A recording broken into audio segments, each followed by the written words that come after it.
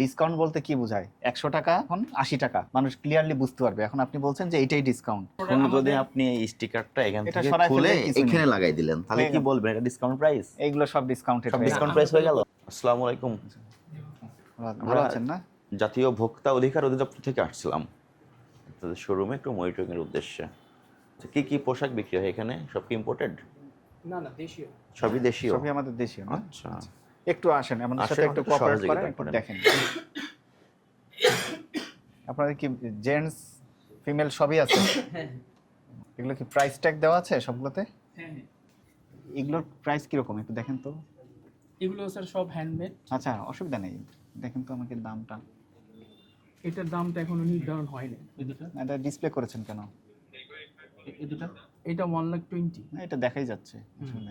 এখন কাস্টমার এটা নিতে চাচ্ছে, তা আপনি এখন কিভাবে সেল করবেন? এইটা হচ্ছে আমরা এখনো সেল করতেছি না, জাস্ট না, আপনি নতুন তো আসছে। ডিসপ্লে করেছেন তো।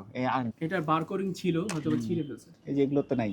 হ্যাঁ এগুলো তো নাই। ঈদের সময় তো লাস্ট দেখা এটা গেছে। এগুলো গ্রহণযোগ্য নাই। ওজন কত? ওজনও তো মনে হচ্ছে 3-4 কেজি, 5 কেজি হবে। হ্যাঁ এবং 1,60,000 টাকা প্রাইস এটার। হ্যাঁ। এটা কি ড্রেস? এটা হচ্ছে গ্রুমদের জন্য স্যার। Groomদের বেসিক্যালি জন্য। হচ্ছে গ্রুম, তারপরে যারা র্যাম্পে হাঁটে আচ্ছা, আচ্ছা, তাদের ঠিক জন্য। আছে। তাদের জন্য না এগুলো সবই? এটাও এগুলো হ্যাঁ স্যার। এই যে এটা কি বুঝিয়েছেন ডিসকাউন্টেড র‍্যাক? হ্যাঁ। কত পার্সেন্ট ডিসকাউন্ট? এটা স্যার এক একটা এক এক মতো আর কি। এইভাবে তো মানুষ তো বুঝবে না তো। ডিসকাউন্ট বলতে কি বোঝায়? ১০০ টাকা সেখানে আগে এখন ৮০ টাকা। মানুষ ক্লিয়ারলি বুঝতে পারবে। এখন আপনি বলছেন যে এইটাই ডিসকাউন্ট। এখন তো আমার প্রশ্ন জাগবে, জিজ্ঞেস করতে পারি আমি যে আসলে প্রাইস কত ছিল, আমি ডিসকাউন্ট কত পেলাম?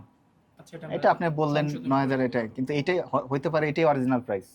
না স্যার ডিসকাউন্ট তাহলে আপনাকে অবশ্যই দুই জিনিস থাকতে হবে। আমাদের এখন যদি আপনি এই স্টিকারটা এখান এটা থেকে সরাই খুলে ফেললে কিছু নেই। এখানে লাগাই দিলেন, তাহলে হয়ে কি গেল। বলবেন এটা ডিসকাউন্ট প্রাইস? এইগুলো সব ডিসকাউন্টেড সব হয়ে গেল। discount price হয়ে গেল? আমাদের যে ক্লায়েন্ট বেশিরভাগই হচ্ছে স্যার নুন। আমি ক্লায়েন্টের কথা বলছি না, আপনি এই স্টিকারটা এখানে রেখে বলছেন এগুলো সব ডিসকাউন্টের প্রোডাক্ট, কিন্তু ডিসকাউন্ট কত পার্সেন্ট দিচ্ছেন সেটা কোনো ঘোষণা দেওয়া নাই। 10%, 20%, 30% ডিসকাউন্ট কোনো বোঝার উপায় নাই। জাস্ট আপনি একটা স্টিকার এখানে লাগিয়ে দিয়েছেন। এটাও কি ডিসকাউন্ট? এটাও ডিসকাউন্ট র্যাক? হ্যাঁ স্যার, এটাও ডিসকাউন্ট। এটাও ডিসকাউন্ট র্যাক। এই যে ডিসকাউন্টেরগুলো আপনি হাত দিয়ে মূল্য কাটাকাটি করেছেন। প্রথমে আপনি এটা মুছে দিয়েছেন, সাদা কালি দিয়ে মুছে দিয়েছেন, তারপরে কলম দিয়ে লিখেছেন।